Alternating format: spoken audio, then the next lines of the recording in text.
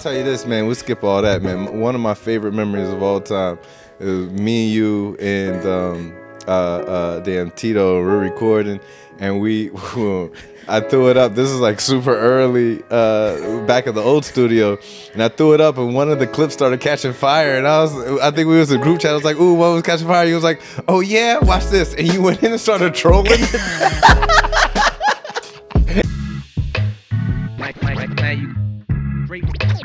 Straight from the south side. Mike.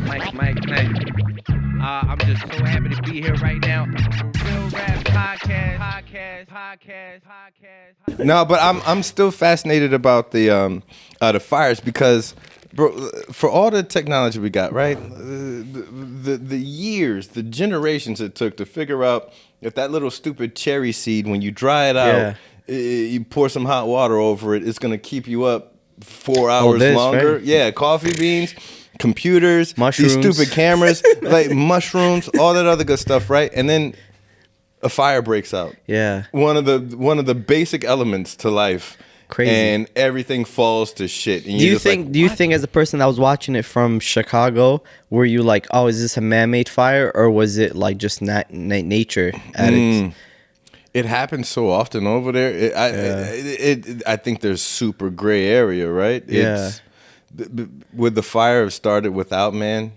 I mean, there was a guy who instigated the fire in the Palisades. Yeah. They arrested him, and this is like recent, as in, it's crazy you bring it up because this was like a week or two ago. Like a dude literally was caught on camera adding like gasoline to the already nature induced fire, but so that didn't help. Specifically in the Palisades, they arrested a guy. Like, I think he's going to life, like, because people died in the Palisades fire. Bro, I was seeing some, and this even though that was what, 8 months ago, damn near. Yeah, so 8 months ago you could still basically believe what you see in your phone. Yeah. And then just like that, if you show me videos of the Palisade fires, I'm gonna be like, man, that's Sora.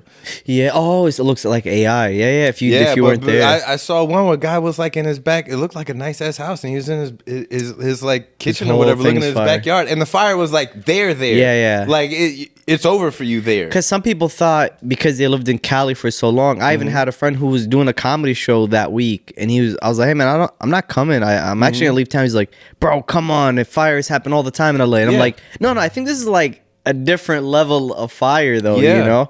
And so that's probably why those guys that were in their kitchen wake up and they're just like, oh, this is in my backyard now. Like, yeah, it was one of the biggest fires in recent times. You know? And it was in the nice part. It got a lot of pub. But what you just said, I've been thinking, I've thought this forever, because when they're like, hurricanes coming to New Orleans, why won't these ignorant woo-woo-woos get out of it? Because human nature, bro. Yeah. Like home base.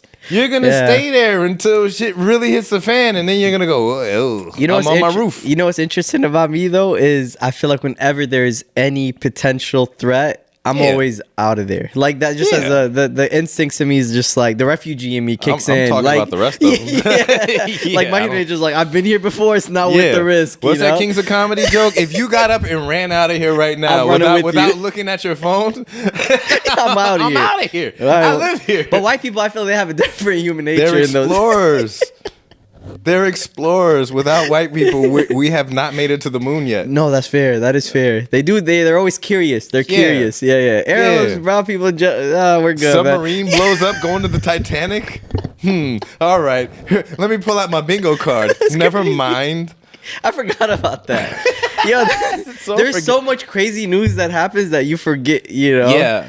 It's hard to keep up, man. Yeah, I'm gonna take a submarine I built myself out of Home Depot and convince your homies to come. Didn't he have like 4 homies? Convince the millionaire, billionaire homeboys to hop in there. Oh, this is so fire, man! How you gonna steer it? Xbox controller. But that sounds raw in theory. If you're like, bro, I got this boat, and you're a billionaire, you're like, come on, check this out. If I'm a billionaire, I'm gonna like hire like the USS. That's fair. Red October. Like the greatest, you know. Let me go down there with the people. I need a crew. I need a cabin. I need a massage. A massage is crazy underwater. Humidor. I need comfort. Well, okay, boom. I give you $1 billion right now. What's the first thing you're gonna buy with your $1 billion? Like, what's if you were a billionaire? What would you? How would you move different? Or would you still be the same? No, of course I'm moving different. So without question, right? One of my favorite quotes, by the way, is from Khabib Nurmagomedov, UFC fighter, and Fuck he says, Khabib. Oh, No, wow. No. Hey, Dagestani, I love you and respect all of you as a culture. But no, he said, I want to make a lot of money and then tell everybody that money isn't everything. Man, he's lying, man. Yeah, he's lying. You know, I saw him in person. I saw him in Dubai as a fan. I'm just a fan. Yeah. I was just I was in this recent trip. I was at outside this restaurant because Dubai is so hot. Like, it's mad hot. It could be 2 a.m. and it's still hot. No. So I was just, and people always pop out at night. So I was leaving my cousin's house. I was just going for a walk, had my laptop. And there was this restaurant with this big ass door that was open, so the AC was coming in from that restaurant. Okay. So I posted up right next to it. There's a cool breeze. I'm kicking it. And I just feel like a commotion behind me.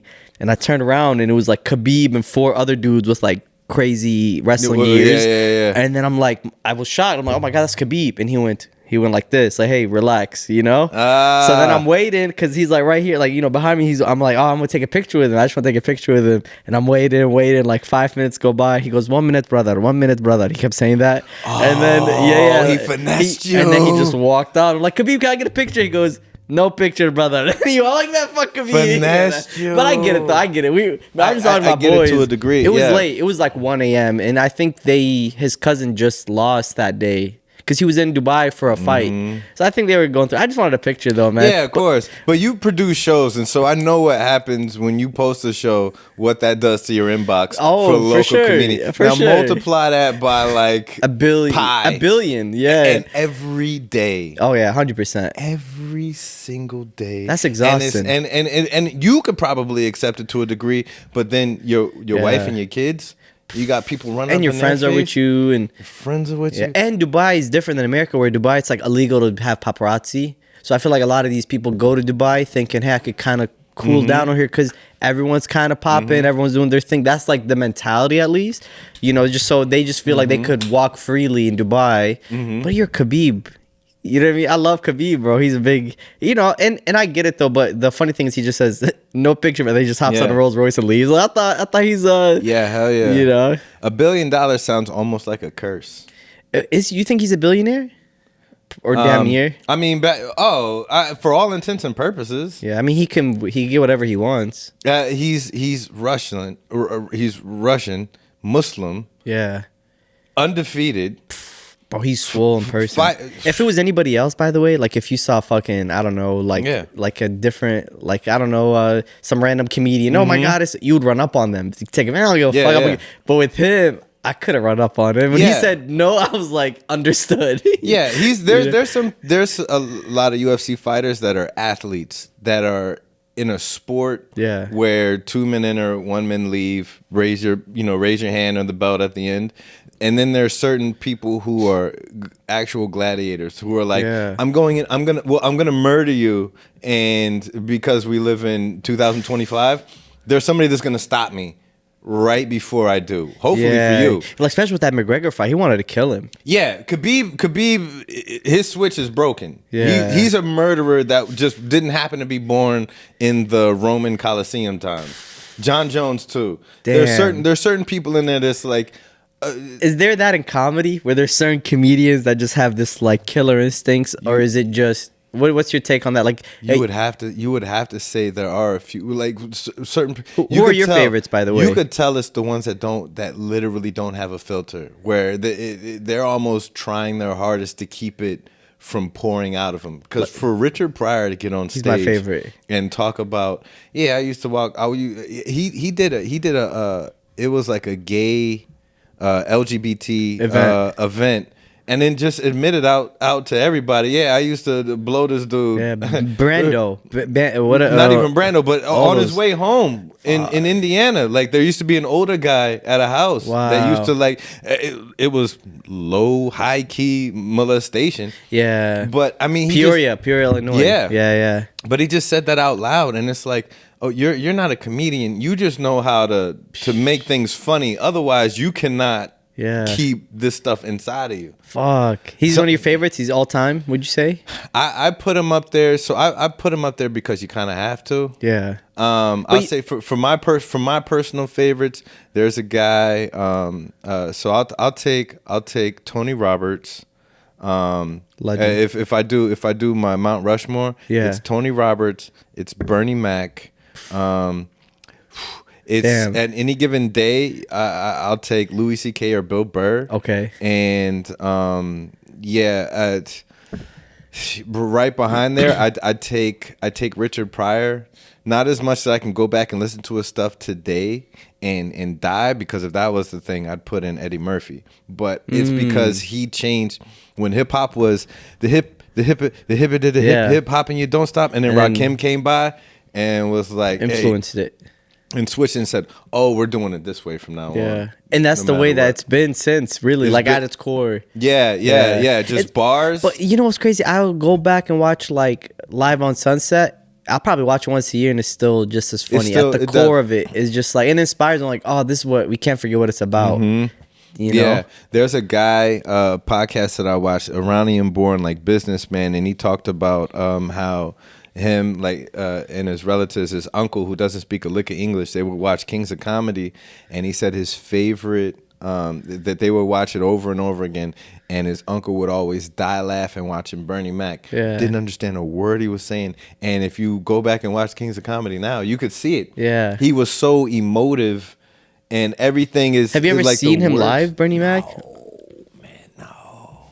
Damn, that's a shame, man. Because he was like 20 years in Chicago just working before he went in, and he's a Chicago legend. Damn, yeah. So are you? How does your Chicago? Don't say Bernie Mac the same. No, but how is your Chicago? Because you're blowing up right now. How does your Chicago? Because your comedy roots are birthed out of Chicago. How does that translate when you go to other places and you see their versions of comedy? You know what's crazy is every city kind of has its own culture, right? So it's like LA has its own way of what they think is funny. And it's something, I was watching a podcast, I think maybe it was Amir K pointing this out, but he was saying how, like, when you go to LA, you also notice it's these LA comics, people that are really bred in LA are like more performative. Exactly. They're more like it's theater kids theatrical, that tell jokes. But also, this is the interesting thing, is the stages are a little bit bigger. Like when you do the Laugh Factory in Hollywood, the stage is a little bit bigger. Comedy Store, the stage, but you go to New York, the stages are small. So then you can't really be as just your words. So you just gotta be, and it's so packed and everyone's in the room, so you don't have time to like.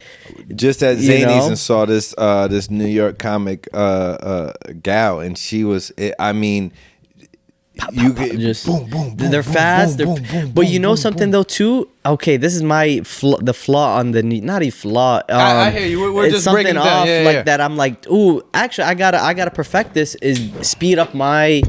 When I saw that, I was like, oh. Nah, but then they can't really slow it down sometimes. Like I was in New York at the Cellar, and I saw a New York comic just go up, typical New York comic go up, and then it was a Chicago comic. Antonio went up after, and he killed it, right? But it was a different pacing.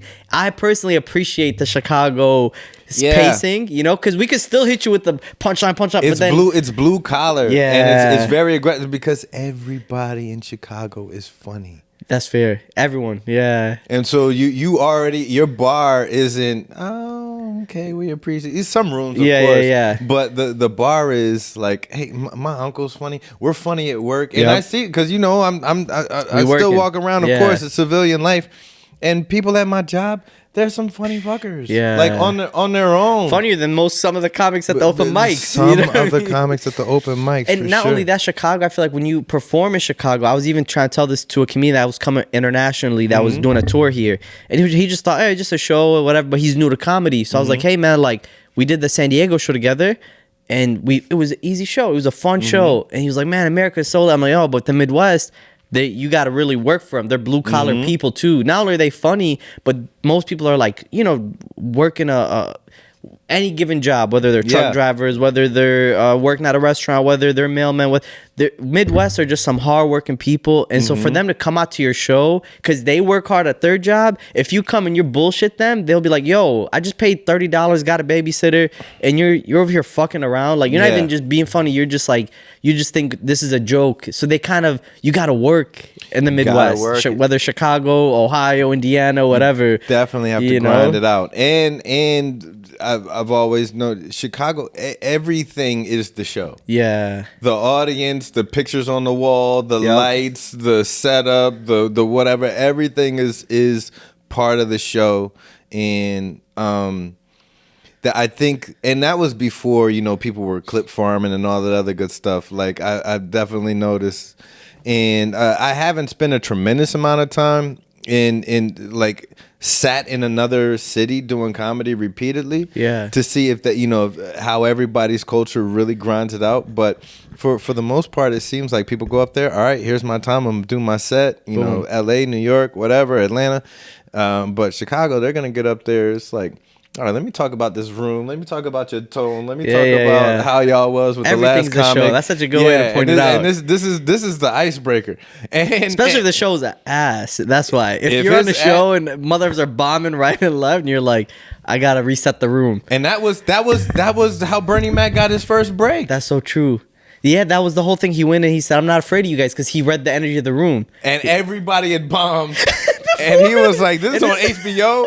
My mom's watching. I'm not scared of y'all. Nah. I'm wearing pants with my own face airbrushed on them. How old was he at the time? Shit. That goes back to what we were saying earlier. Like, he's always looked like he was that old. Yeah, right? I'm like, well, how old was he? Bernie like, Mac never changed his age. I feel like he was always 40. He stayed 40 his whole life. Man. No, he's one of the people don't give him enough flowers. I don't think. I think they give him. I think he's should be celebrated way more. I don't know if I feel like that because I'm a Chicago person, but he's like growing up in a household with a baby grand piano in the living room. You don't appreciate how dope that is until one of your friends comes by and goes, "You got a piano?" Yeah. And somebody knows how to play it, and it sounds beautiful. That's crazy. But you've seen it every day, so you just like. Yeah. You lay your coffee on it. It's no kind of coaster. It's kind of like that. Like Van Gogh. I have this thing. I came up with the term. Let me know what you think about this. I call it like Van Gogh love. Have you ever? This is something. This is not a real thing. I'm just not. It is a real thing because Van Gogh's a real person. But it's when people don't appreciate you till you die. Van Gogh when he was alive, no one gave a fuck. This guy cut his own ear. It wasn't a long time ago either. It wasn't. Not at all. Growing up, I thought he was from like the 17, 19. But even then, like when he was alive, bro, the dude's creating the most beautiful art you've ever seen. Yeah. Cutting his ear, people are like, oh, this guy, crazy. And then he dies, and they're like, actually, this one's pretty dope. Yeah. And then it's worth millions. So it's like I hate that about art culture, like the way sometimes people don't appreciate certain artists when they were here. Absolutely. And I dig that. I dig that. We're gonna workshop the name. Yep. We need a new name. We do need a name because it's stupid right now. Like, because the same thing happened with Jean-Michel Basquiat. Basquiat's a goat. Yeah. That's what I have on my cover, like for my phone cover. I love Basquiat. I'm a super and when he passed away. The New York just flooded because he was doing his art on stop signs, on windows. Graffiti. People were taking doors off of storefronts. Like, I got a Basquiat. Damn, and it's worth millions right now. Worth millions. But when he was around, he was just a stoner heroin addict. That was with Fast Five Freddy. And they kind of like, I feel like they were also, he was dealing with something that like, he was going into a culture that wasn't really accepting black artists, and they were like trying to make it seem like, oh, like, we know what real art is, and he's 50 times the artist any of those people that were in the room. Yeah, but I don't know. Yes, I wish people appreciate. I love Basquiat. He has that was it the Radiant one or something like that? There was a documentary about him. But his revisionist work that he was doing, he would just paint. Do his whole thing, and then just take a big black paint roller, just fucking roll over fucking everything, paint some more, roll over that, paint some more. It's a different, but you know, I feel like comedians are like that to a certain degree, where it's like you have a Yeah. joke and then you take it on stage and it's Yeah.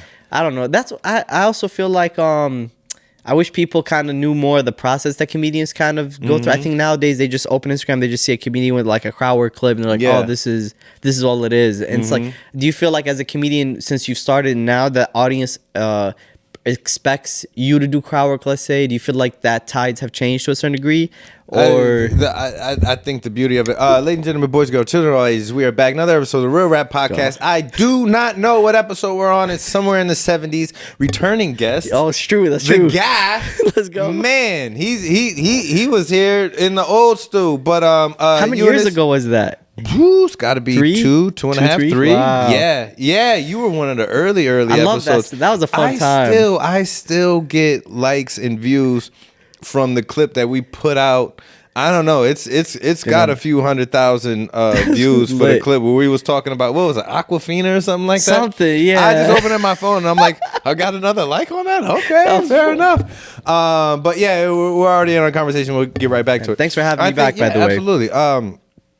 No, the audiences, I don't know if they're really trained for any, because they're there to have a good time. And then once you start going into your thing, I you're funny, I you're think funny. they give, if you're funny, I so bad want to get back to that. Something happened recently, like the Riyadh festival and like Jimmy Kimmel and this, that, and the third happened. And all of a sudden I'm hearing additional stuff added on to comedians. And I probably played my role in there. Okay. And I'm like, at this moment right now, I'm like, can we just get back to comedians that are funny? Yeah, just be funny. They say things that are funny. Yeah, no, that you didn't expect. It's damn. Okay, I'll save. No, let it out. I'm seeing comedians that'll come up and be like, I'm here to tell.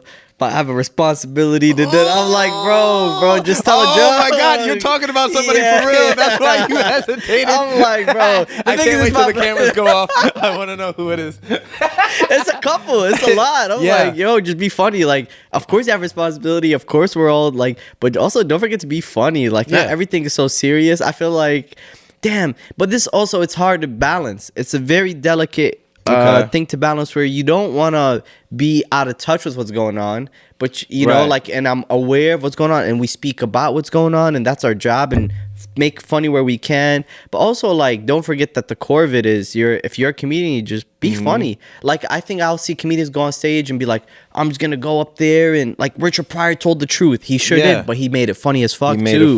So it's like, you can't forget that other ingredient, you know? It's like, you can't just be, I'm telling the truth and I'm blah, blah, blah. Okay, where's the joke though? You know? I definitely agree. I'd say one of the things that kind of starts to make me nervous though too is if people come to comedy as a pressure relief valve, right? Hey, I'm my phone is telling me about politics. My job is beating me up. The economy is doing whatever. My 401k, my kids, my do. And then if you go to a comedy show and the person goes up there, I have a responsibility to tell you about politics and religion and culture. And it's like, bro, I left all that to come here to get the opposite of that. 100%. And if we lose our way and start muddying, it just becomes a fight. Like, it just becomes, I don't know. It's a hard balance though. I mean, it's so hard. It's easier for me to be like, come on, bro, just tell a joke. But it's sometimes, I don't know. I think there is some, you know what it is? I think what's pissed me off is that there are comedians that, like, that's their thing. Jon Stewart, that's his thing. Yeah. Sam Abuela, and I know that ahead of time. So when I tune in, 100%. This is what I listen to Bill Maher. Yep. So when I tune in, hey, I know what you're getting. Yes. Whether I agree, disagree, I know what I'm getting. To me, it's the people. And I feel like, because right now it's not the time to, like, maybe once shit kind of cools down, then it's time to reanalyze and reassess. But, like, in my opinion, I'm with you, and I'll tell you after. Sure. I have a short list, but no, so straight to your point. Yes, I want to ask you this: is anybody allowed to change their mind anymore? Because now, right? I feel you wholeheartedly in what you're saying. Yeah. But if we're talking and we're having a dialogue, or even better yet, a debate. My actual purpose in the debate is I'm trying to influence you. Yeah. In the back of my mind, I know no human nature isn't actually, I agree with everything you said. Yeah, yeah. And I came here thinking one thing. Now I think the way you think. That's just not how That's we're how it wired, works, right? yeah. But if down the road, series of events, whatever, it's trendy, whatever, you get more information, what Yeah. have you, and now I change my mind, and you go, no. 3 months ago, 5 months ago, 2 You were years wrong. ago, you were wrong then. That's who I remember. Stand on business, and it's Yeah. like, all right. So wait, what was my point? Is it just to?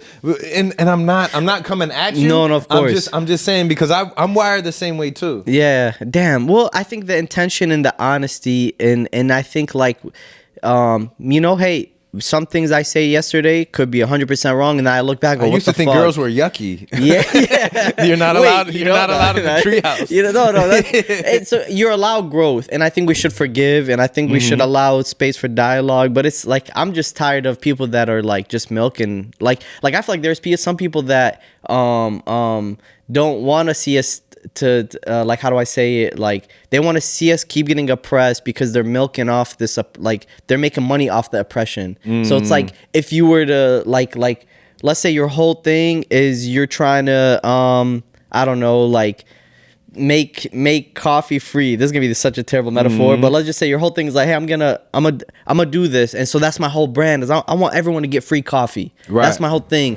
Now, if I accomplish this goal, now I'm out of a job.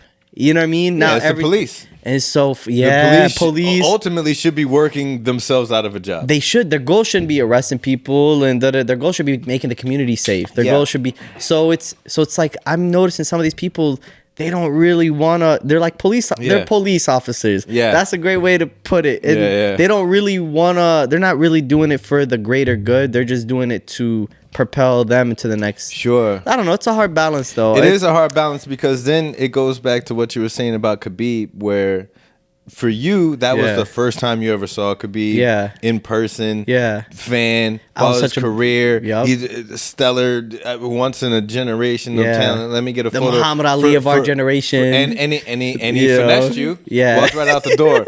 But you were he was your first Khabib sighting. Yeah. You were his 38th 1,000 that day. that yeah, day yeah. of brother. I don't want photo. I came in for the coffee. Yeah, no, and it's understanding, and also sometimes you know what it is. I'll be honest. Maybe as human nature, sometimes you're probably just I'm maybe in a bad mood, and I caught like if I feel like if I was having a good day that day, and he said no, I would have not taken it, you know, or so like, or if I see somebody that I don't really walk with, maybe I'm having a bad day that day, and I'm like, fuck this person. Yeah. Sometimes it's that. It really has nothing to do with the person. Like Yeah. my anger sometimes is just also maybe like trying to make sure that I'm realigned and if I'm doing what I'm supposed to be doing. And Yeah. so like maybe when I see something that's off, I wonder how much of it is like, what is it called when you project? I'm like, damn, wait, is this what I'm doing? Wait, so maybe that's where the anger comes because I'm trying to do the right thing, and Yeah. am I doing enough? Am I working hard enough? Like, I think that's probably why there's so much, because like sometimes I'll get carried away and forget, like, wait, at the end of the day, my job is just to make jokes, you know, like if it was, Ultimately. you know, like that's honestly. It's almost like we have our own. I don't even. Again, I'm the worst at telling metaphors. But since I brought coffee up, I'll bring it up again. It's part of your job description, by the way. I can't. You beeped that, right? I mean, I don't know why. By the way, I was never a coffee person until like 2 years ago, and now I'm in my coffee bag. Like this is like maybe my second time having Dunkin'. I usually get all the air. Also, I don't know if we're protesting against Dunkin'. I don't know. Did they do something recently? I know I don't drink Starbucks, but then I bought Dunkin' today. I'm like, wait, is Dunkin' on the list? So if they are, I'm sorry, but it doesn't. They're okay. I like Gahwa House and all this, but okay. Yeah. My metaphor that I was gonna say is, for the longest, I was trying to make my best version of coffee, metaphorically. All right, let me see if I can fuck up another metaphor. All right, I'm it's rocking with you. so if I had a coffee shop and I'm like, man, I'm making the best coffee. What happened, I would say the last couple of years is I was like, ooh, Mike Knight is doing a coffee. I want to collaborate with Mike Knight. I love his coffee. Yes. Yo, I like this guy's coffee. And I kept collaborating and expanding, and there's a balance to it. But I think I got carried away to a point where I was like, hold on, I forgot I even have my own coffee shop. Like I haven't really came up with a new recipe in a while. I've been so in everyone else's coffee shop, collaborating, learning, and then got to a point I'm like, damn, let me take it back to the basics, you know? Because it's like, at the end of the day, I just want to make the best coffee whether Yeah. artistic, metaphorically speaking, whether it's my best joke, my best movie, my best song, whatever that Yeah. metaphor is for you. I think that's where I've been at lately, and I feel that's where I found the most peace and less, because I'm such a competitive, like I want to make the best coffee and it's better than this guy's, Yeah. and this guy's coffee's not authentic. Absolutely. And I'll get carried away in that because I'm like a competitive person, and I'm like, no, I gotta learn to just compete with myself, my own coffee. I gotta but I don't know if you. It's if good. you- It's good to go through those phases though, You know? and you should go through those phases, and yeah, you can get caught up in the rapture of the moment and all these spinning plates, and especially when you hit a stride and everything's going, and then sometimes you got to bring it back down to the simple Basics. steps. What was it like? Speaking of it, what was it like to perform over in the Middle East before it was trendy? Oh shit! I mean, that was just crazy because I got asked to do it by a comedian that's he's very funny. He's like the Iraqi Jon Stewart, I would say. Like he's made like he's literally one of the coolest dudes like I've ever met. Like super great guy, funny as fuck. And I featured for him here in America, and then he goes, "Hey, can you we're doing the Middle East part of it. You want to come do some shows?" And I was like, "Yeah." He's like, "Can you do Arabic?" And I was like, yeah, I can do Arabic. Yeah. I've never done Arabic stand-up. So I kind of said yes to it. And I was like, let me just challenge myself. Which, by the way, is the rule of thumb for any comic. If somebody asks, "Can you?" say yes. course, Don't of even course. hear what the next thing. Say yes. Figure it out. And so I was like, fuck, I have like a month to prepare. And I go, hey, how much time am I supposed to do? He was like, oh, like if you could do 20, 30. I'm like, of course. Yeah, absolutely. And the thing is, my jokes in English can't translate to Arabic. Because I called a couple of friends when I was working on it. They're like, bro, just translate your jokes from English to Arabic. You have a 30 in English. But the wordplay doesn't translate. Certain cultural dynamics don't translate. Sure. Like, I can't say like some of my jokes I'm talking about being short, and like down to earth. How do you translate down to earth in another It's an language? idiom. Yeah. Oh, that's yeah. what it's called. Idioms. Yeah. See, so I can't Linear do it. ear, So I was like, fuck. So I had to just, all right, let me take it back to the basics. And it was just, let me maybe just, this is, sorry if I'm writing too much. This coffee is strong as fuck. Oh, I'm like wired. I'm like, yo, I don't know what the fuck they put in. I feel like a crackhead right now. Apparently, America runs on it. I'm a fucking good junkie now. What the fuck? We're looking for sponsors. I'm fucking on crack right now. This is all one. I don't even drink that much, bro. I drink it almost as big as me. This is a big ass. Yeah, bro. You barely tapped the Fuck. surface. But I don't even want to drink it, man. Yeah, But so I fly. I go out there. I'm like, let me go in 2 weeks early. I go to Jordan a couple weeks early. I'm like, I have an uncle You who got lives out family out there. there? Okay. Yeah, like an uncle, a cousin. So I stay with them. And what's cool is some of my family from Iraq flew in for the show because that was the only time they ever get to see me perform stand up. So I've been doing it 5 years. I have all my family from Iraq on Instagram and Facebook or whatever, but to see me in person and perform, none of them have seen me live. So they flew out to the Jordan show. So now there's pressure because I'm like, I don't want to let them down. And this was the first Iraqi comedy show in Jordan history. So there's never been. So it was like 1,000 people at this show, blah, blah, blah, etc. And I'm like, I got to do 30 and I don't even have a minute.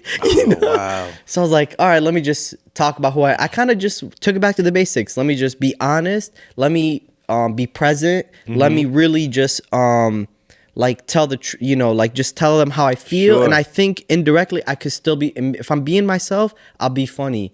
And so I went up there. I had a couple stories in mind. I was going to tell them about America, tell them about where I grew up in America because I was a refugee. And the crazy thing is, last time I was in Jordan, I was a refugee in Jordan. So you're talking about last time I was in this place, I was a refugee leaving the Iraq war. Now I'm back and I'm performing in front of all the Iraqis. So there was also this like kind of like proud moment for myself that I'm like, I'm open with that, Yeah. And my Arabic level is like I would say a 4th, 5th grader, like the amount of words I have, and I Sure. don't know how to read or write it. I just started learning it for the show, so Okay. I couldn't even really write. I had to voice note. That was my first time writing jokes through voice notes. Wow. And through memory. Usually I'm a writer. Now I'm like, okay, let me express myself this way. So this was a new dynamic. And then and what I realize is because I have less words, those are less ways to express myself. Like when a 5th grader is trying to ask you for help, he only has a limited words. The simple is usually going to be the more impactful, Interesting. right? Because if you're telling me about some guy named Albert Einstein, and he wrote E equals MC to the power of 2 divided by the square root of pi multiplied by x over 3 with a sprinkle of the Pythagorean theorem. I'm like, what? I don't care. What does it do? Get out of my face. E equals MC squared? That's gonna be in a rap song tomorrow. Wow. J. Cole did. Yeah, of course. you make it simple and it's sticky. Boom. So maybe and so it resonated. You're right. I think it ended up being in my favor. So I went up there. I ended up doing 28 minutes, I think. And I would say it was my favorite show just because it was my first time really performing for Iraqis, let alone Iraqis back home. You know, like and I feel like they embraced me. One guy explained it like, yo, like you're like an alien. I'm like, what do you mean? They're like you're not from here. You're like this person that left and then came back, but like you're still like you know what they appreciated is instead of me just doing, hey, I'm gonna do my set in English, you guys like me, I was like, I'm coming, I want to come meet you guys where you're at, and I'm trying my best. And because my Arabic's not the best, I did my whole set in Arabic, but for the sake of the joke, I brought a translator from the crowd. Ooh, okay. And I was like, yo, in case I get lost, I have a translator with me that whenever I need to translate a word from English to Arabic, I'll have him. And I use that's as a way to like break the ice, because I went up there and I opened with that. Yo, who here speaks English and Arabic? And I said it in Arabic. Come help me translate. And it was just also the guy brought up on stage like Allah, God fucking alley-oop me, because he was just he went along with it. Code, it just all worked together. It all worked. So whenever I got lost, I flip it on this dude, and then I do crowd work, and then I was just like so present. And I think I started working on that muscle last November when I did my hour. It was like I want to do an hour, and I was such a writer guy that I'm like I want to strengthen my other tools. And so that tool of just being present, tell them how I feel, and knowing and trusting myself that because I'm funny and I've put in enough reps that I will find the funny. What are they talking about in Iraq? Like the other comics that get up, what is their style? So in America, you're going to talk about your kids, your wife, your job, something crazy that happened to you, funny story.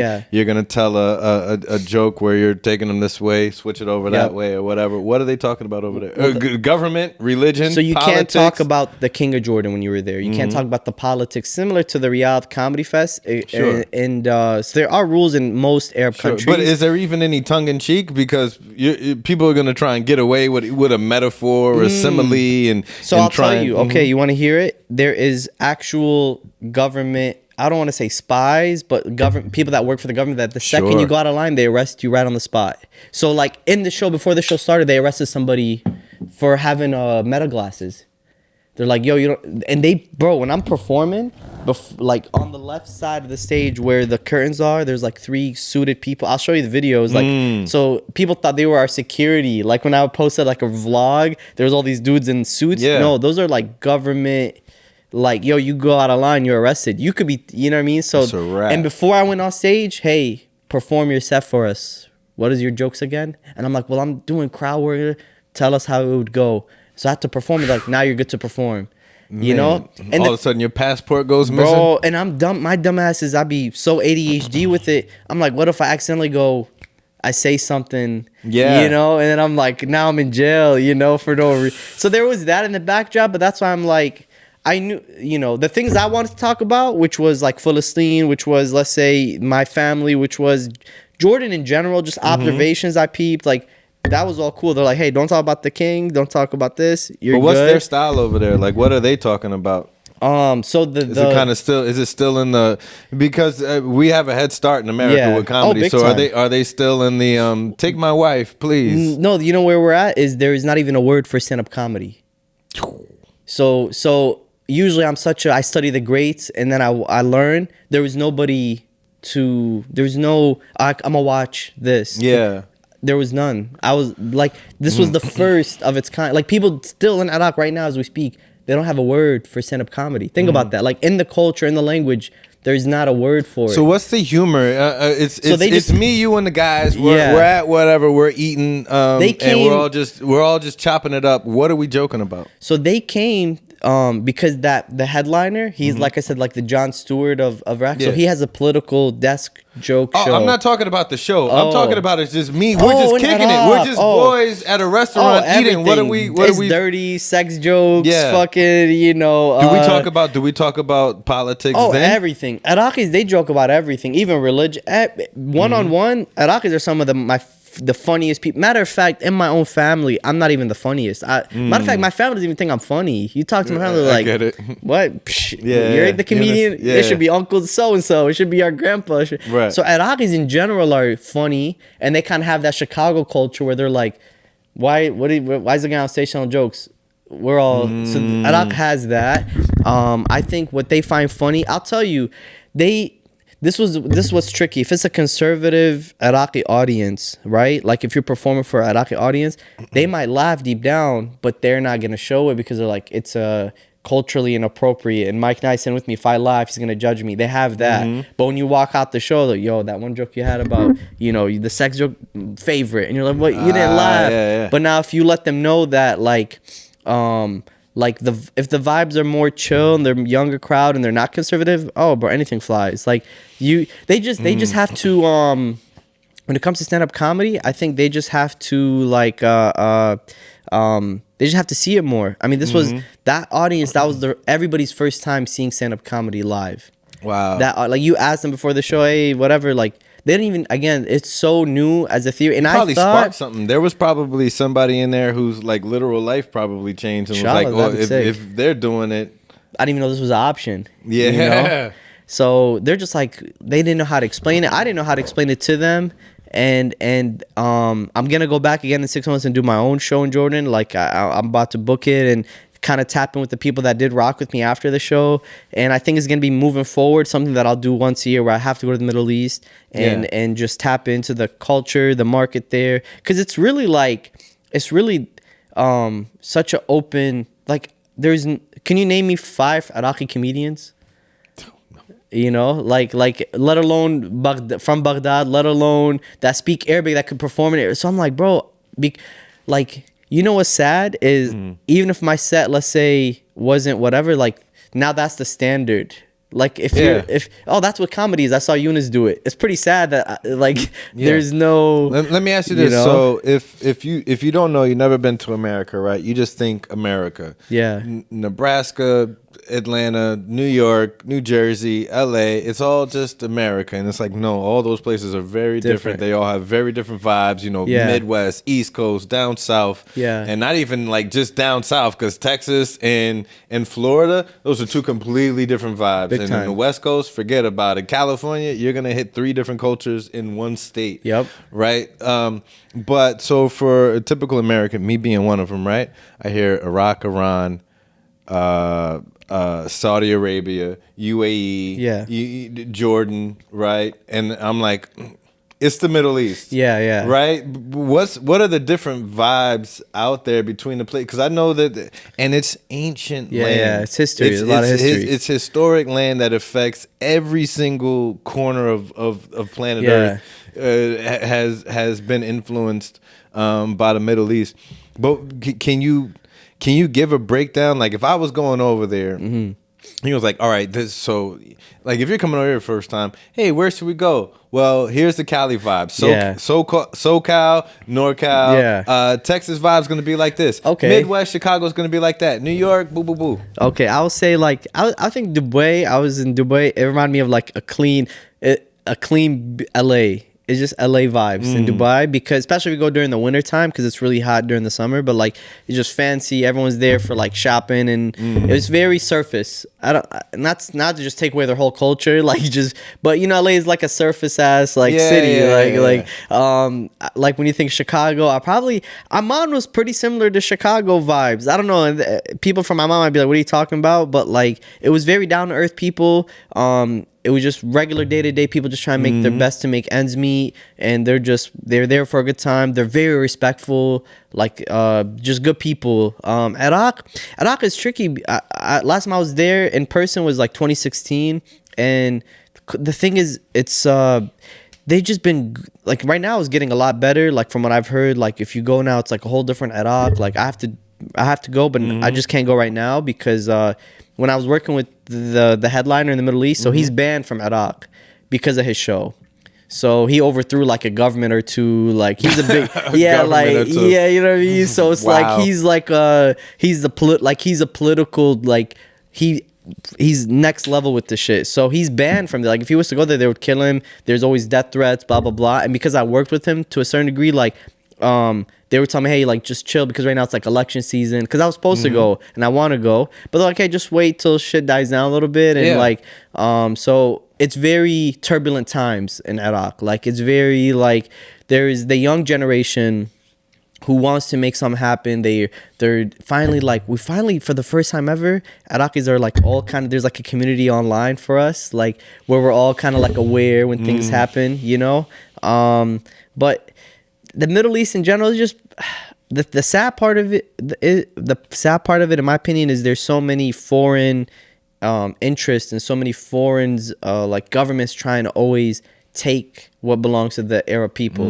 Like Iraq, for instance, is the oil. You know, Jordan. All these places have like I wish they would just let them be. Like if you just let the Iraqi people be, and if you let the people in Jordan, like I wish to see more of this. The Syrian people, that's everyone just wants like it's like yo, just like all these government powers, whether it's American interest, Israel interest, Chinese interest, Russian interest.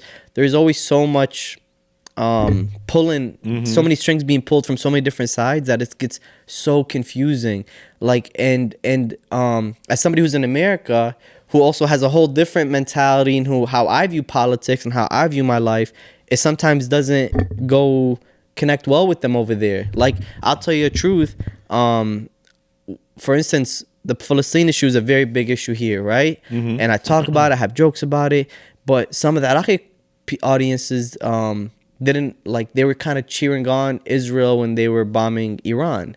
And I'm like, hold on, I thought Israel's our enemy. And they're like, yeah, but so is Iran. And I talked to another Iraqi, like, no, Iran's not the issue, it's Saudi. Yeah. And so there's so much like, oh man, I had no idea that there's so many other moving parts to this. And like, I could offend the Chaldeans and I could offend the problem is when Britain, and by the way, this is me, I'm a dummy trying to explain to you the Middle East politics. So my opinion from an outside perspective is like, from the beginning, when you see the map of Iraq, the one where they're like, you know, like I wear it, you know, like the shape of it was drawn by the British, right? And so they're like, oh, this is Iraq. But then that's not accurate because you had Assyrians there, you had Chaldeans, you had Kurds, and they kind of just threw them all in one government. And it's like, yo, imagine right now they say, you know, Canada, US, Mexico, you're all one. And you're like, wait, but we have different cultures. And what about the natives? And it's so, that is also a big issue there. So how do you,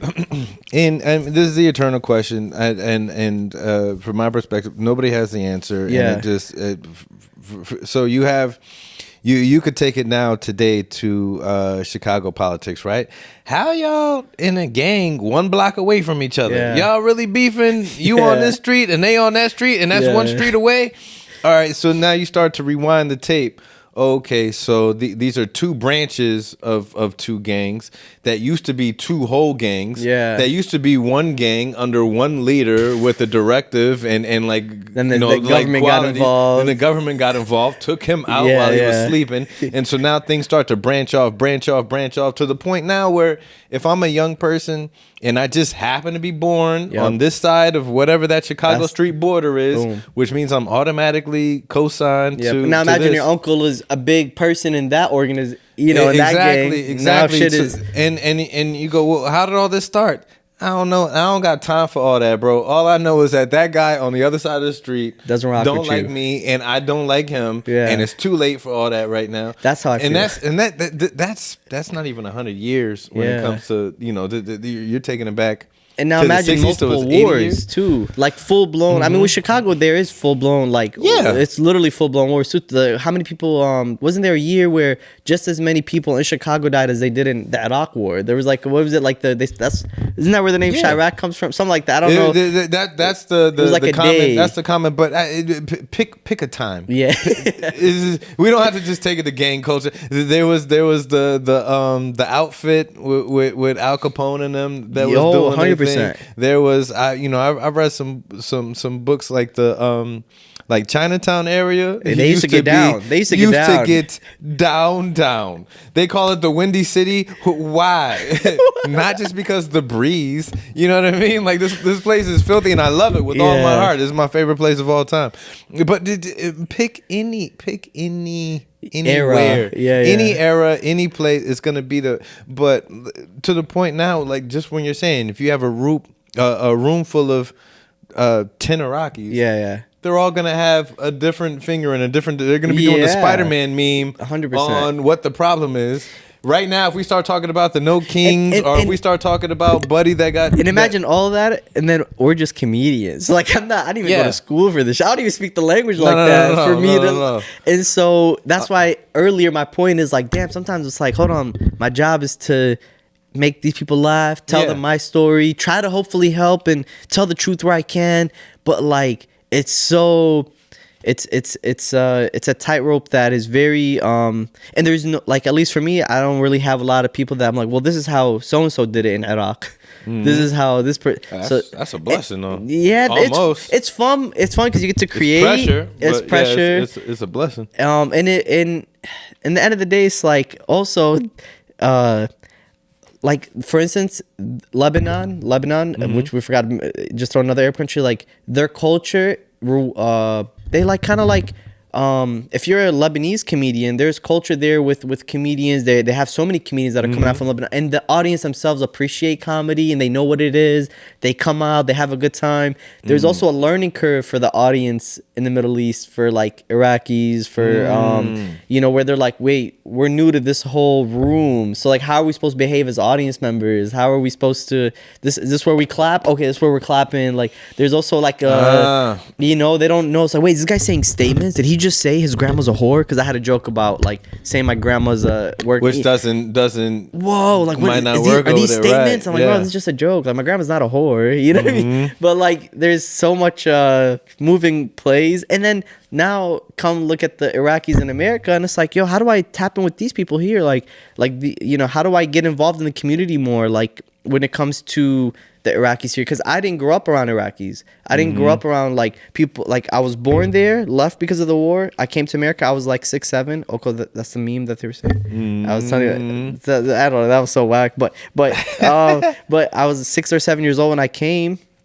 And I grew up around Mexican people. I grew up around black people. I grew up around Puerto Ricans. I didn't even have my first Arab friend till I met Rami. My friend Rami Abu Shab. That was my first Arab friend. I didn't used to have Arab friends. Not because I didn't want them. I just didn't see them. And then when I moved out when I would move every year, I was around white people. And then I was around so by the time I met Arabs, I was like late in my 20s, outside of my family, of course, like friends and the community, and let alone Iraqi Arabs. I have like one Iraqi friend. Like I have a couple actually, but like in Dearborn now, that like, damn, I finally have like, I feel like I was like so removed from it because of life and just circumstance, that I'm just now re-entering that community, and I want to be a good community member and be like, yo, I represent you guys, you guys represent me. And no, I definitely get it, because I grew up in a military family, and it's that is a culture within itself. Like if you're in a military family,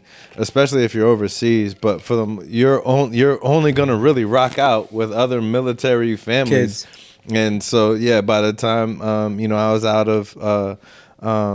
of being involved with the military, it was like, oh, okay, civilian life. Like, where do you down to the point? Like down to the point of like, where do y'all get y'all groceries from? Damn. You know what I mean? Like, I'm used to going on base to the BX, to the grocery store. That's where my entire life. So you were a military kid, then you joined the military? Yeah. What the? So, but I wasn't a part of the civilian world till I was 21. And it was a complete culture shift on trying to, begin to start navigating with that. So I get what you're saying. And then, to the point now where when I meet other people that grew up a civilian life, like, I not that I'm used to it now, but I didn't grow up the same way as most people. as you know, a comic or a person that like went to this grade school, then went to this junior high. You then were went to always this on the high go. School. Yeah, exactly. Like how many different high schools did you like? I went to 3 different high schools, 2 different middle schools, and then before that I was in 3, 4 different countries Yeah. before I finally got here. Yeah, high schools I went to 2, but total schools. Damn. I don't Did you know, like hate it when it was 7 or 8. happening? Did you hate moving again? Did you used to hate it, or you were like, this is just life?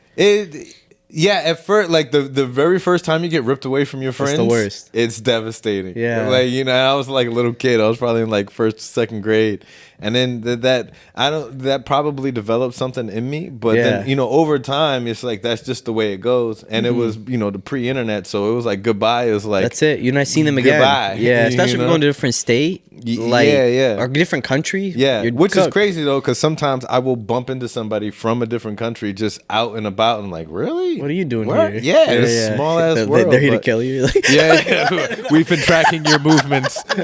Like, wait, Michael Jackson, bro. What's about to happen? I just watched Michael Jackson's Still a Box of Chicken, and Okay. it looked real, right? oh, the Sora videos. yeah. So now that's over here. Yeah. It's fooling me now. Yeah.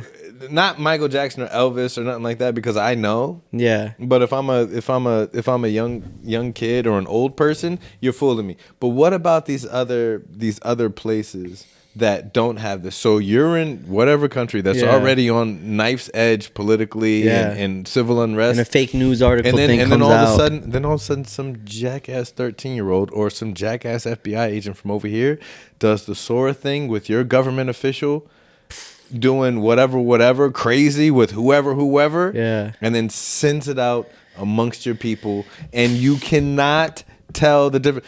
Michael Jackson and stuff like that, funny here, Yeah. sure. Sending that, and it's happening. Oh, it's 100%. happening. I mean, it was happening even before. Now it's gonna be Sure. even crazier. Yeah. I think Now there's- you cannot not you can't believe anything in your phone, which people. Yeah. The phone is life now. Damn. I mean, you know, it's kind of like I think we're just seeing the beginning of like the opening up that Pandora box. Like when the internet was first created. Of course, it was like so many cool things that me was and you Wild met Wild because West. really the Yeah. internet to a certain degree. Like obviously, I met you in person, and because we're in the same city, we're doing the same like craft. But like, But your internet aura, like your internet persona, like that's how I stay in touch with We you. keep in touch. We see each other. Yeah. But this doesn't feel like I haven't seen you in months. no, we're keeping up. I'm posting on my I story. see You're posting on post, yours. You get a like, Yeah. boo, boo, boo. Oh, I know what's going on. Yeah, And yeah. Which, you know, it's a sign of the times. But, oof. With the AI, I think, well, I don't know how people, some people are like, yo, you're not even, I don't even know, we're not supposed to use ChatGPT. Some people are like, yo, it's like bad for the environment. Like, there's also that aspect of this shit that's difficult to process and understand. And, Yeah, there's no emissions from this, but just know that those farms of like CPUs and GPUs and Yeah. the things that are needed to pump out this content is just high-rise floors Yeah. of computers and gadgets and wires and fans going 25 Crazy. nonstop, soaking up everything. All these electric, all this new fancy stuff. We're worse on the environment. oh, we're cooked. Yeah, we're cooked in so many ways. I just hope like there's some type of power at B that could at least authenticate. Like if it was the president of whatever, that a fake AI video of him fucking doing some horrible, horrendous shit, there is like some type of thing where we go, wait, let's go to that something.org to see if this is correct. Yeah. Like there should be some central, like you know, there's central banking. I think there should be some central body that at least if you go, no way did they just kill so and so. You go to this specific, Yeah.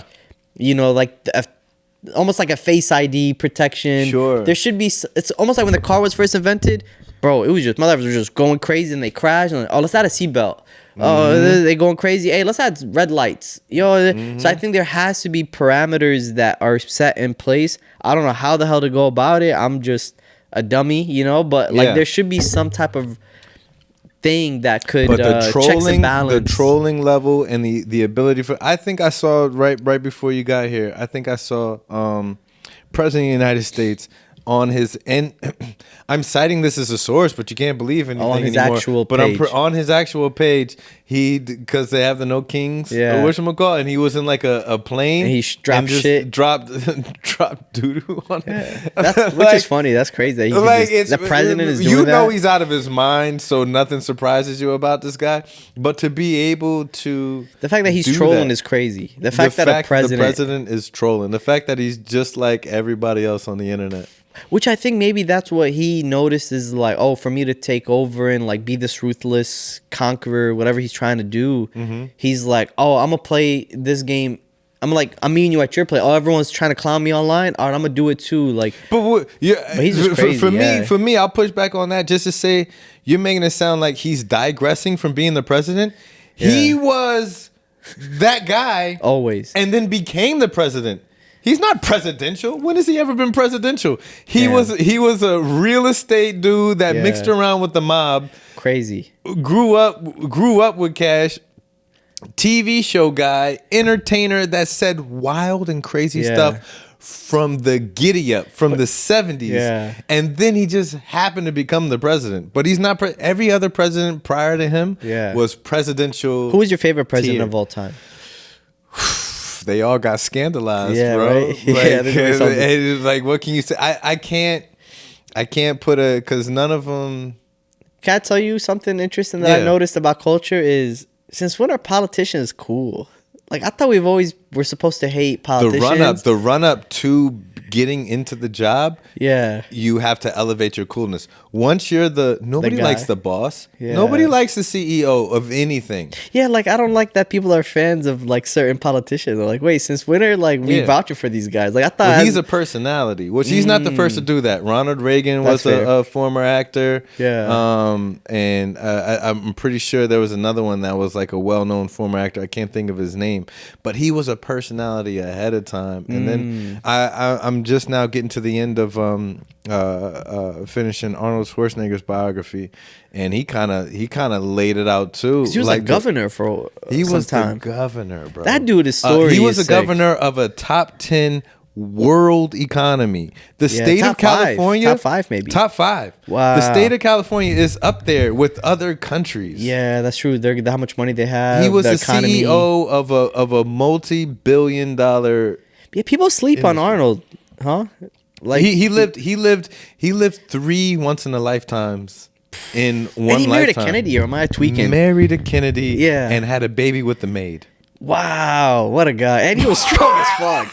And he was streaking. He was strong as Yo, fuck. he joined the military in Austria, and then got out of the military so he could start doing the workout. Became Mr. Olympia like 8 times in a row. Yeah. Right. So nobody gets to Already. do that. Yeah, Nobody gets to do yeah. that. That's one in a trillion. Then he was like, all right, let me hop out, start doing movies. He has the worst accent Oh, the worst. possible. Barely can't speak, right? Becomes Still box a hit office movie. becomes top 10 all-time box office. Making smash. money for these Once in a- corporations. Money, Yeah. right? And then was like, let me be the CEO of a top 5 Fuck. world economy. Marry a Kennedy. Marry a Kennedy. Damn. Run for office. And not the Kennedy that has the weird voice. Like, he No, made a cool yeah, Kennedy. he got, like he one, got of the one of the cool, legit yeah. ones. Had like 4 kids with her, and a kid with the maid. Fuck. Is he was still with the maid? Was she hot? I've never seen the picture of the maid. She was not. No, she was ugly. That's actually the end of the book. That's the chapter I'm He on just right ends now. all ugly? Yeah, Oh, And damn. here's why he's a low key dirtbag. Why? Is the kid was 14 years old by the time the conversation had to have. Wait, I just read this chapter. So she was just Maria raising Shriver, his kid. Maria Shriver, his wife. They were going into couples counseling because he had just got out of it's a fascinating book. He had just got out of doing politics. He's starting to get back into the movie business, and he was having some health scares. So things were kind of slow. But all right, now he's working on his relationship. And then one day, Maria's like, "All right, hey, we're about to go into couples therapy. We got some stuff to work on." And we sit down. The therapist just punches him in the face with it, like, "Hey yo." Hey, the kid, like, did you have anything you want to say? And the kid's 14 years old. I don't know if you've Did ever he seen. know about him the whole time or no? Here's the thing: if you've ever seen his son with just his like maid, him? chop Arnold's head off, stick it on this kid's body, down to the gap. He has the same accent. Down to the gap. Yeah, that's crazy. This is why he's a bit of a hunk of garbage. He let the maid stay working there. He was breaking off of bread. They didn't have to, worry about the house, none Child of that stuff, support, whatever. And look, the maid ended up getting a divorce from her husband because Yo, my kid looked just like Arnold. What the low fuck? key, and then she ends up getting a husband, and she ended up getting remarried. Arnold's just paying their life. Another man raising his son, and then yeah, man, he came clean, and they broke it off. Damn. And like, does he have a good relationship with this kid now? He didn't add that part into the book or whatever, man. But this guy lived looks it up. exactly like, and to the point where he was like, I thought I could just get away with it, but after so long, it was undeniable. And he said he figured because he let Shorty work there for over a decade after the fact. I mean, that's your baby mama's, bro. He figured that his wife and his baby mom probably got in a room one day, had a talk. Do you think his wife knew that he was hooking up with the maid? According to him, that was the weird thing, is that they courted each other for like years in long distance relationship back in like the 80s, 90s. Yeah. He was in like LA being a movie guy. She was in like Boston, New York being whatever. And he was talking like, man, Arnold ain't never slow down. Never slow down. It's hard to slow down when you're that guy, though. When you're that guy? Yeah, it's hard to slow down, bro. And you're that guy in the 70s when you don't have to worry. You don't have to worry about the ninja. You don't have to worry about this. You don't have to worry about that. He was taking steroids before there was a naughty word. Fuck. Like, Louis took the steroids, injected in his body all day. Look at my veins. That's actually good. It's like you don't have to care. You don't have to care about nothing, bro. That was back when he could probably just walk on the street, just smack a random woman on the. Oh, I mean, there's video of that. He could do Trump stuff, and it was cool. It was like accepted at the certain things did have to change over decades. You know what I mean? But he was that guy, though, huh? He was that freaking guy, and he got to live But all right, so now ask yourself. He's got 4 kids with a wife, and he exalted her so much in this book. And now he doesn't have that anymore. Oh, so she left him and everything. Oh, the kids hate him. Did the kids hate him probably? No, he talked about... He was very... he didn't dive off into their personal business as much when he was discussing that in the book. Out of respect, I would imagine. He talked that he had to tell everybody how it happened, what went down. But... ultimately, though, he does say, "Hey, she was my rib. She was the greatest. She was this, that, and the third. And now I don't have." You gotta say that. In my heart, he's like, in my heart, I think things will still work out. But he's human. Maybe that's what it is. Is it worth it though? If you live that life, and now you're alone. A single dude, which I mean, still relatively, he could do what he want, I'm sure. But you got 4 kids and a wife that aren't a part of you anymore. Yeah, to lose it all, to lose your family. I mean... And still have that life, though. Yeah, damn, I guess. That's a hard one to answer. That's a hard one because he's legend. His name is not only forever. that, like, what if his kids are some lames, though? Like, that's a hard one. What if your kids are goofy? You're like, honestly, man, I'm gonna go fuck the maid. Like, that's like... Yo, imagine, like, honestly, I don't know. I would trade... you don't know, it's a lonely road to walk to be a certain thing. Yeah, to be that and on that level of like, I mean, if you asked him would he do it all over again, I'm pretty sure he would say yes. Yeah, right. That's just life, though. I don't think there's any way around it. Like that's just we were talking about human nature of it. Yeah. I think at the end of the day, like, shit, if we were in his position, we probably would have fucked up even more. Like, if I had the same temptations as him, I probably would have dropped the bag way when I was on life number 1. Is achieving your goals worth... What gets in the way of your goals? Is achieving your goals worth damaging every relationship that you have? Nah. because my goal is to maintain some of these relationships. So then so it's, you don't want to be you don't want to just be a dirtbag and a shitty person to everybody you meet. There's people I don't rock with, and there's people that don't rock with me. There's people that like, and not even to be a shitty you know? person. So we'll take it back to Arnold, right? When he was becoming Mr. Olympia, and he's in America for the first time. He's in LA. He's trying to learn. He put himself in college to start learning the language. This is that, and etc. Father dies. boom. Right, and at the time he had gotten into a car accident. He was a little banged up, but his mom calls him. Pop's dead. Hey, I'm training. He's gonna stay dead, so I'm not coming back. All right, fast forward. He's doing movies. He's doing this, that, and the third. Brother dies. Hey, ma. I'm doing this movie. It's going to be the first time they've ever made a man-made robot, that's going back in time. Which is crazy to tell your mom that during your brother's funeral. The only funeral, he did attend his mom's funeral, and he said that was the only funeral that he went to from his immediate family of somebody that died. Yeah. So now you take three lifetimes, 1 in a trillion lifetimes he lived all in one lifetime. Yeah.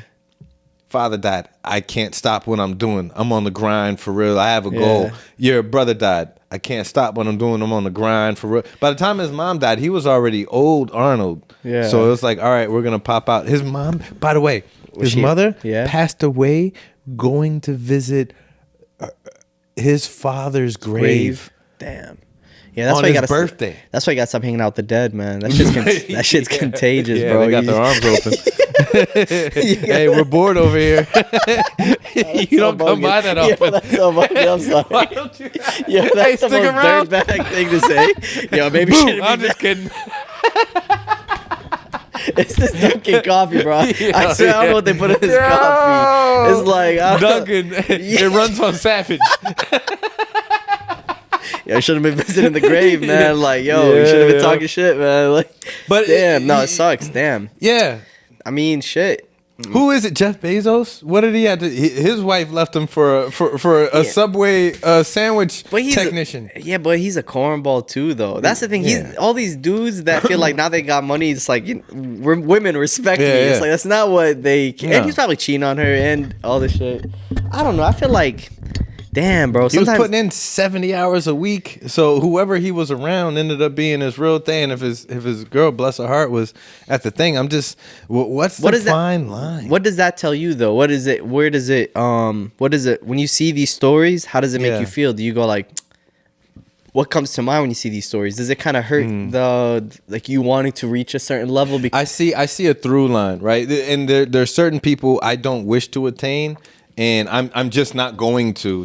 My window is closed. So when you take a Thomas Edison, you can lay the blueprint for Thomas Edison on top of Steve Jobs. Okay. You can lay that blueprint on top of Jeff Bezos. You can lay that blueprint on top of Elon Musk. You can lay that blueprint on top of who's the guy that did McDonald's?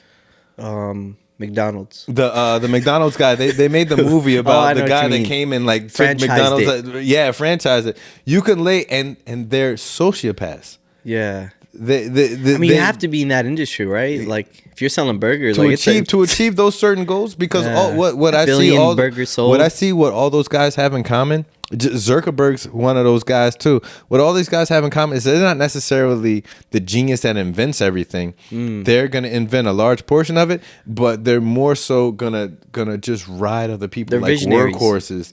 Yeah, and they're gonna yell at them, berate them, treat them like garbage. Doesn't matter if they jump out of a window trying to achieve their goals. We see it even in our industry. I feel like Michael Jordan. Yeah, same. Damn. Yeah, he was saying you gotta be selfish to make it. He's a sociopath. Yeah, but he can dunk, bro. Like he can fly. He can float. You know what I mean? He really can fly. Yeah, like all right, fuck it. You know, everybody jumps from the free throw line, but he did something different. You know something? It's like there's sociopaths that like murder people. Fuck those sociopaths. But if you're a sociopath, but it's because you just want to be the. I think they're the same though. I think Michael Jordan. If Michael Jordan, he's no different than Jeffrey Dahmer. If he grew up in a military family. He's a Navy SEAL, Green Beret, lead sniper, and he wouldn't even blink. He wouldn't even stop chewing his gum, and he would just pop people's heads off. Fuck. And he would have been the Michael Jordan of snipers. I mean, that's the American Sniper movie, right? Yeah, right. Damn. So I mean, to be elite, you have to be a sociopath. Is what we take away from this. Yeah, sometimes I get mad. I have empathy. But what is that Machiavelli thing, right? Is that Machiavellian mindset where it's like you gotta be a snake to the snakes to make it to the next? Is that like right? I don't even know if I'm like really reiterating his work to a certain degree, but it's like you can't be a nice guy is what his whole thing was. There's something to that though, right? But then I'll see somebody that I'm like, damn, he felt like a good dude though. I don't know. You know, tell me this. Have you ever met somebody that like They're charming, aren't they? Serial killers. not only are they charming, but have you ever met somebody that's like, you know, he's out here, he's X amount of people that he's done. Yeah. But they're such good. Those are my favorite people. Sometimes they're good dudes. Like if they really love you, they will kill for you. Those people that like, it's a weird balance, man. I don't know. Sometimes it's like they could be Jeffrey Dahmer. Fuck that. But then if they're Michael Jordan, it's like I think you gotta be. When it comes, and nowhere in specific, when it comes to the Middle Eastern culture, for the brothers that believe in what they're doing to such a high degree that they're willing to sacrifice themselves, become a martyr in order to take out other people. Yeah. Is there now, and I mean absolutely no disrespect to this. I think to a certain degree, some of these people can be maybe on the easily manipulated side of like things, they're dummies, goofies, and the crash test can be sent out to do this, but not. I wouldn't think that that's all of them. Not every Pearl Harbor pilot was a crash test. Some of them were just like the Michael Jordan of pilots. Yo, yeah. That's more Dennis Rodman because they're crashing the boards. That's right, but they're willing to die for their cause. Is crazy. Go for it. Is that? If I was growing up in Middle Eastern culture, right? What is being told to me about becoming a martyr? It's not that what's being told to you. I think a lot of the people that I've seen I've seen personally go through that route, but in my experience from my outside perspective is like people that usually do something like that, they probably lost their whole family to so they have nothing else to live for, where they're like, bro, this American bomb just blew up my house. I mean, Americans, bro, when they invaded Iraq, like, have you ever heard of the Fatma story? Where this 13-year-old girl, maybe even younger, I don't want to get the exact age wrong, but she was a minor, like 9 to 13, something around that age, where American had these checkpoints in Iraq by these houses, and there's this little girl that would just go outside and play, and one random night the American soldiers got drunk, went into that crib. They killed her and her whole family, and they also did other things. They burned the whole house down, and then they just, boom, whoop-de-doo, they left. There's nothing, no one's holding them accountable. And then they say, oh, America will put them in a private military court, and justice will be served. But it's like, after what? So now imagine you were that girl's brother, and you were just at school when that happened. You come home, and your whole family's killed by an American army. It's like, I'm not saying I would do whatever I want to do, but I understand why he would, like that kid, your whole family was murked by the American soldiers. Like, now, he sees that person at a bar, everyone's getting it. That's the same when you hear, like, when they're like, not all police are bad. And it's like, I can't tell which is which. Because I've seen what this guy did, not right what that away. guy did. Not until it's too late am I going to find out which is which. And so then what comes down to is just you as a person, right? Like in your religion. So that's why people go, man, Islam's a religion of war, blah, blah. But it's like, that guy could be pissed and go, yo, I'm going to blow this whole bar up because that guy killed my family. Or he could say, man, well, according to my religion, if I kill one person, it's like you're killing all humanity. So I can't kill him, and I'm not gonna, and I'm gonna, pick a different route. And so, but whatever route they chose, it's like, I don't know what I would do if I was in that position. I hope I would do the right thing, and I hope that my moral compass, like maybe this guy's a dickhead, and okay, he was a U.S. soldier that killed however many people, but I'm not gonna scoop down to his level, and I'm gonna try to, do something else. But that's kind of been the missing picture when people don't realize. It's like with the Israel-Palestine situation. Oh, how can somebody join Hamas? This is wrong. Hey, you gotta condemn this, condemn that. And it's like, hey, who am I to say what am I? Like, I don't know what I would do if I was in his shoes. And you have to be able to bring yourself out and be like, well, if I was a kid in Palestine who was, sometimes the kids themselves are tortured and humiliated and hurt and God knows what. This is even before all this, like, because Hamas is more so like an extension of the PLO, something. I think they're their own resistance group, and they're kind of like, they feel like, hey, You know, from what I'm seeing. Do you know what like their mission statement is? What's their like? It's on their website actually. No, man. It's on there. Did you not get that? Are you on the email list? Actually, I was just with them yesterday, and they told me what they told me to tell you, Mike, is we have a meeting on Friday. No, they have sexual harassment training. On Fridays. And then once we play pickleball, yo, Miss Rachel's gonna be there, and HR.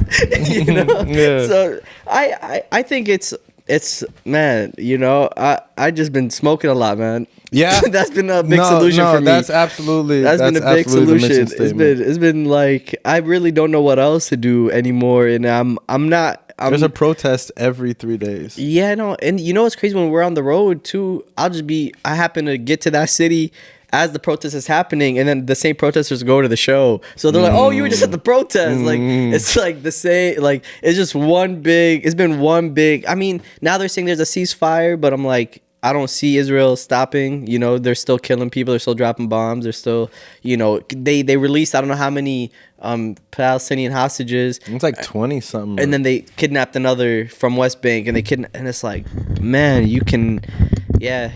I just been smoking a lot. I've been praying a lot more usually, and I've been trying to push through, and yeah, I've been watching a lot of Miss Rachel. I've been watching a lot of I don't know, man. I just like, I feel like,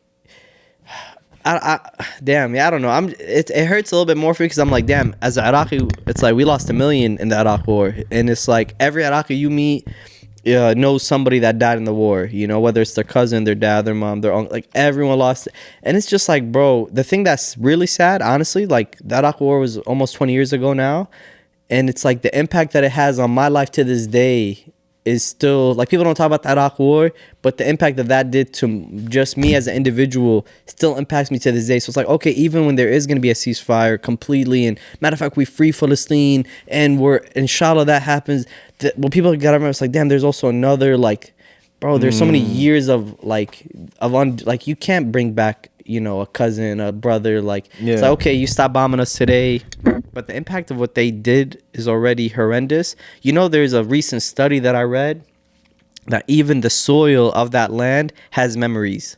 So, like, in the sense of, so that's why they will go into, like, if you watch videos, you'll see settlers go into, like, olive trees, and they'll uproot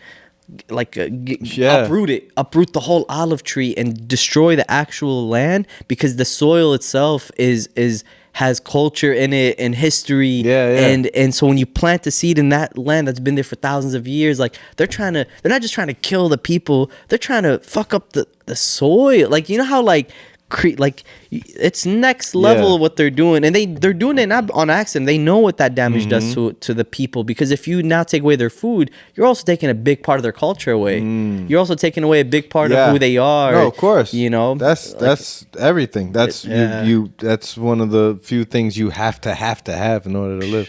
Do you know what's the overview of the No Kings protest? Because it was, there's a lot of people. I mean, even here in the suburbs, I was like 20 minutes down on that the way. street. Yeah, like on Western last night. I'm out and about. People is out. I think people are just, bro, the economy's fucking ass. Right? It's like, if I was a regular day-to-day white guy, I would be mad too. If I was just a white dude, they're pissed, bro. They're taking all this money, sending it to all these goofy places like Israel, Ukraine, that, like, they're. It's like, yo, what about the regular day-to-day Americans? Yo, like, if you're I was like, I saw Tucker Carlson put out a clip saying put America first, and he's talking against Israel. I'm like, white dudes are like, I would have never thought in a million years Tucker Carlson would say something that I'd be like, I agree, you know, like, and so I think white people here in America in a regular day, like, bro, when I was in the Middle East, when the Charlie Kirk thing happened, and I was at a restaurant, and obviously, how was it? Yeah, how was that received over there, bro? When I tell you, I was in a restaurant, and the chef was just, you know, it was a slow day. I'm just getting food. I was getting pizza or something,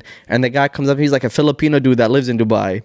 And No kidding. Yeah, oh, bro, Dubai, by the way, is like 90% Oh, Indian or Filipinos okay. that run it. That's their country. I don't even, they're you go to Okay. the street, they're building the whole country. They're working, Because man. Dubai is nice, isn't it? Bro, It's like the Vegas over there. Oh, it's beautiful. It is visually, it's nice, everything, But I'm sitting there, and the Charlie Kirk thing just happened, and obviously the way I dress, maybe not. It's not as obvious in Dubai, but in most Middle East countries, like I stand out because they're like, what? Obviously, I look like an American. Yeah, exactly. Fucking, whatever Yeah, I'm yeah. wearing is it points. So this guy comes up to me, goes, "Where are you from, man?" Oh, America. He goes, "Yo."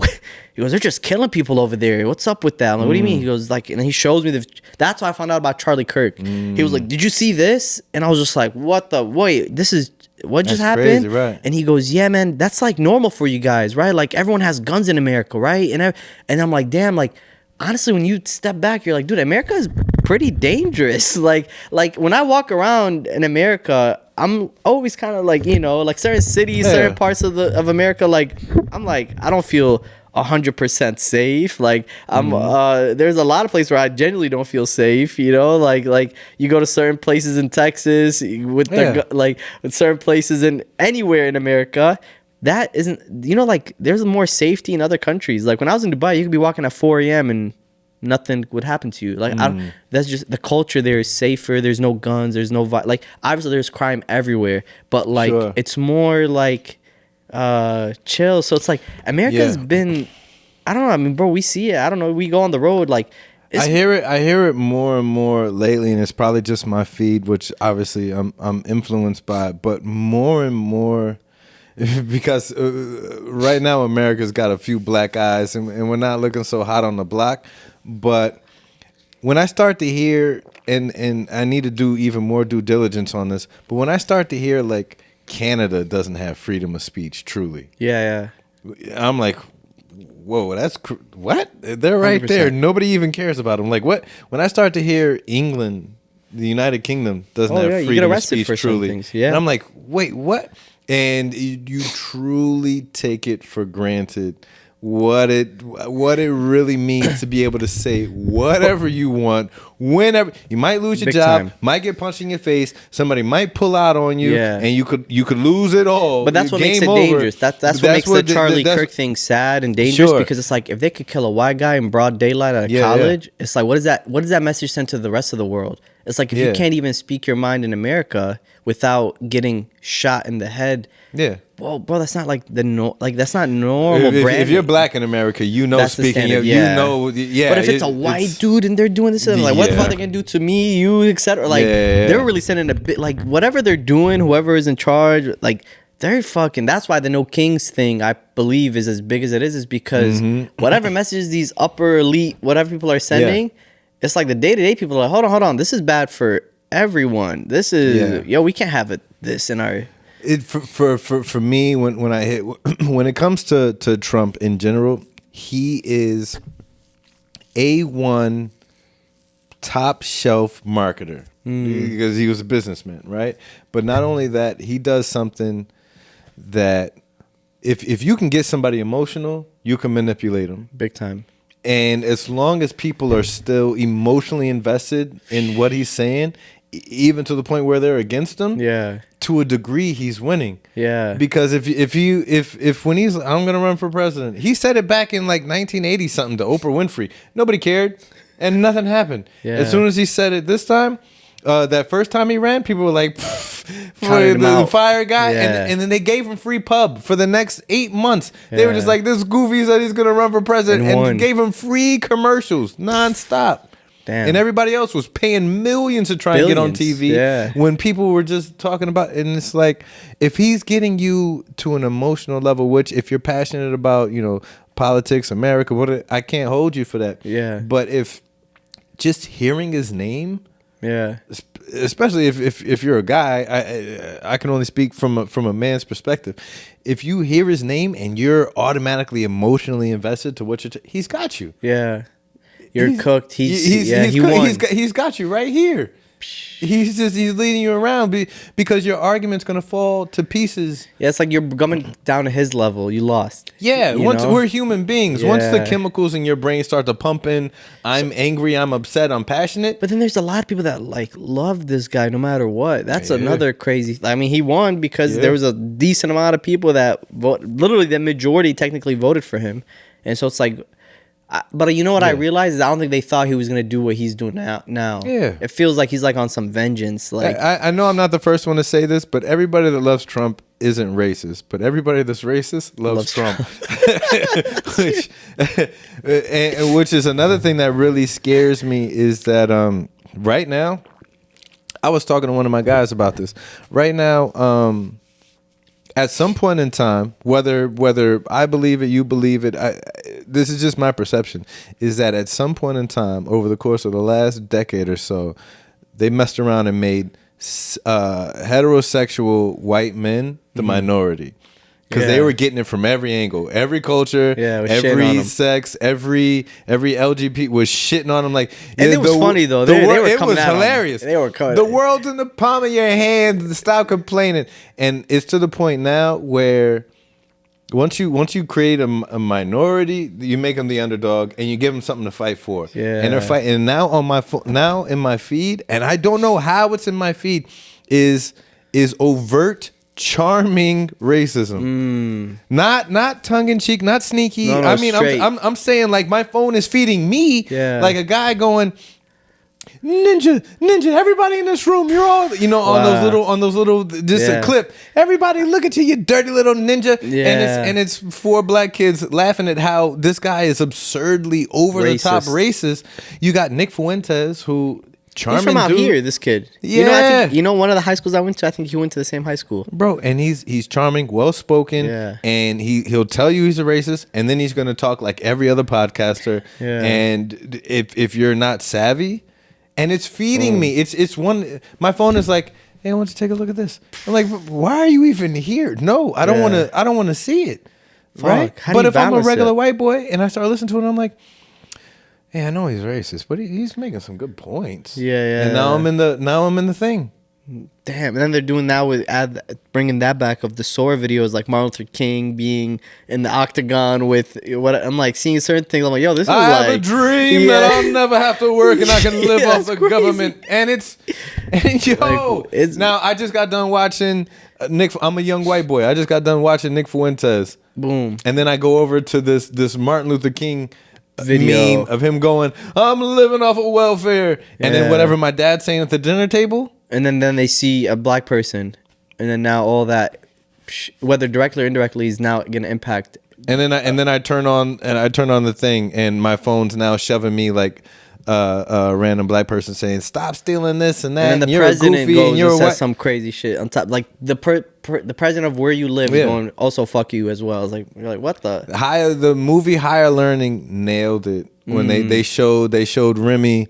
I don't know if you've ever seen that movie. I've seen clips. I haven't seen the full movie. Yeah, though. but they show you him become a white supremacist over the course of the movie. When at first he was trying to fit in with the black folks, but he's like a redheaded, just goofy, and they was like, nah. And then you just see how he had nothing to hold on to, nobody to, and then the right people saw him and was like, come here, we'll shape you, we'll mold you. Wow. And then I won't spoil the end of the movie. I'll watch it. But it actually is. Yeah, looking back on it, it's super. They don't make movies like that anymore. No, you can't. With love. A positive message. No, something you gotta fit it in the budget. Which, by the way, speaking of movies, I could talk to you for years, whenever, however long. But what other? So you have movie projects? Yeah, I've done like small. I shot a short film. I didn't shoot. I was in a short film recently that's supposed to come out soon that I'm really proud of. I felt like I was improvising a lot. That probably pissed off the writer of the movie. Sure, but it was like funnier. Like some of the lines were funny, and he kept it. I'm pretty sure he was like, no. Like what we do is like we do one take where it's the script, and they'd be like, yo, Younis, do what you said earlier. Like, so just we have it in post, and we could edit it in and stuff like that. Crap. So little movies. I want to honestly start releasing. I've never posted on my Instagram of like music where it's like maybe me cooking up or something. I might post some of that this next couple weeks. I just want to post more. The goal is to post every day now. Yeah, Just, absolutely. you know? And I gotta. Hey, Mike, my client's running late.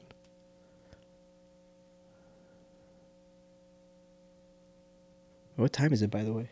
Yeah. Ooh, I'm glad my booking, because I got a client coming in. My booking is pushing back late. Otherwise, I would have stone cold forgot about it. No, you're good. Let me know whenever you got a call. Yeah. I'm chilling, bro. Yeah, we could yeah. always run it up again too, man. Yeah, absolutely. And then so you have that project here. Were you shooting anything when you were overseas? Yeah, I shot a bunch of like vlog footage, like just kind of more like diary journalist, like just like journaling and talking about how I feel. I'm trying to really this year I want to get better at like just really trying to understand how social media works and like really learn how to edit better, learn how to put myself out there more. I think before I was very like, you know, when you're like playing basketball and you're working on your form, and you're like, ooh, I saw like Lil Russell, this rapper from the Bay Area was talking about like he had the best form, but he never shot like he's like, you can't be the guy that's just like, hey, I bet you I could shoot it pretty well, but it's like you're scared to let it go because then you're like, what if I don't make the shot? This year I want to take more shots. Gotcha. I felt like, hey, if it doesn't work, it's okay. Every day is a new attempt. I'm trying to treat it like, hey, it's like show and tell almost. Like every day I get an opportunity to show people what I worked on. Hey man, I worked on this. Hey man, I wrote this song. Hey yo, and it's like, so every day you get an opportunity to showcase something you're working on, good or bad, is exciting to me versus before it was like this has to be perfect and I'll sit on it for 6 months and then put it out and then people go, all right, cool, what else? And I'm like, what? This was the thing. And they're like, you know, so I'm like, mom, people just kind of, they're at the crib and I'm just going to entertain them. Like I want to make them laugh. I want to make them, you know, many different things, you know? So that's my, We're talking about that. you know? Yeah. And then so where can they find this content? Yeah, Instagram, YouTube, Younis Dhaher. Like, what else? Facebook. I'm trying to post on Facebook. Really everywhere. And then hopefully, in the next couple weeks, I want to go back on the road and do my own hour. I've been working on a new piece that it needs perfecting. You know what I wanted to do, Mike, is rent out like a venue or somewhere. I hope somebody could let me do it, where I could just be at the same place every day for like 2 weeks. Hey guys, I'm running my hour. It's gonna be new. I'll bring other people, but it's like I want to perfect my hour, and everyone on that show is kind of like just very low pressure. Yeah. Instead of going There's like a few spots around that should be able to do that. I want to do something like that. Instead of like doing an open mic, I'd rather just do imagine I go every day on stage for an like hour. Younis and Friends or something. Younis or something. So I might do something like that, and just trying to find the right place and do a show every day for like a week. That would be hot. And then You just know? swap out your features or invite Change whoever. it up. And the goal is each hour, even if I'm riffing and it's like, yo, I'll ask the audience, tell me what you want me to talk about, and I just want to now as a tool, I want to have be able to perform on stage for an hour and just strengthen that muscle, because I've been featuring a lot. Even that, you know? So when you crystallize that, record that, and then post clips from it. Dig into. Bro, clips doing an hour every day for 2 weeks is an event. That's like a little mini doc. That's a half hour. That's a half hour. That's not just clips. Of course you're gonna do that, but that's a hire a team, get behind the scenes. Yeah, that's an on taking of. Yeah, that's a big deal. Somebody renting out a thing, show that. Yeah, that's the kind of behind the scenes kind of stuff that I would be able to like.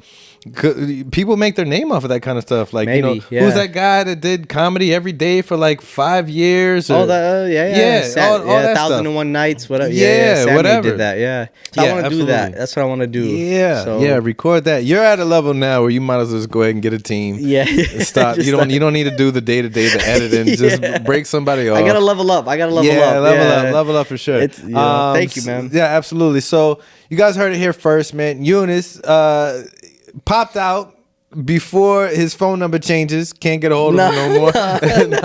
This is so dope. All the information you gave us. That is it for me. Mike Knight Comedy on all the things. Make sure you like, share, subscribe. We're going to keep bringing you more content like this with high caliber comedy associates such as Younis right here, man. I appreciate you so much. I love you, man. Thank you again for having me, bro. You're the GOAT, man. You're the GOAT. That's love so much. R.A.P podcast. Mike Knight, Younis Dhaher. Take care. Damn, man. You're